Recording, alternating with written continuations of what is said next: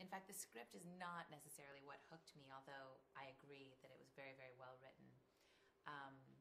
It was more the idea of working with Chris Nolan, how collaborative he was. He really wanted me to be a part of making Rachel who she was, and the actors, really incredible actors. It's funny because I had never really read a script like this before, with full of action, you know, and helicopters and, you know, things like that. It's not what I was used to reading, and so in a way, I think a lot of the movie actually didn't translate to me when I read the script. I was surprised, pleasantly surprised when I saw the movie, because I wasn't used to reading that. Well, you know, I think we've all seen lots of big comic book Hollywood movies where the woman really has nothing to do, and I wanted to be sure that Rachel was a real, full, whole woman with a mind and a heart and all the things that a woman actually has. And, you know, this is just another part of that, but it was very important to me that she be just as passionate about making the world around her a better place as all the men in the movie are. I think she knows that he really loves her. I think she feels, I mean, she's one of the only people that knows that he's Batman.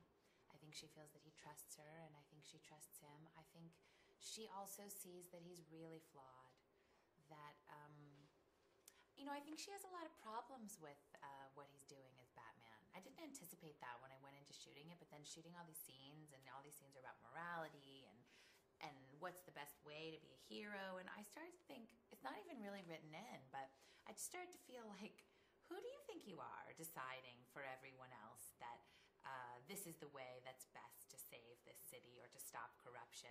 And I think because she's a real woman, I think she knows enough to know that it's going to be a really rough life living with someone who's Batman at night. Well, I decided that she really loved and desired both men equally.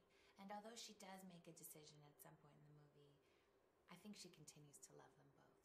Well, I mean, in terms of the Joker, I think one of the things that's so incredible about what Heath did in terms of developing that character and playing that character is that even though the Joker is awful and terrifying and does unbelievably horrific things in the movie, somehow there are moments where you still love him, where he is appealing, where you have some compassion for him. And I think that's the only way to play a villain. That's the only way to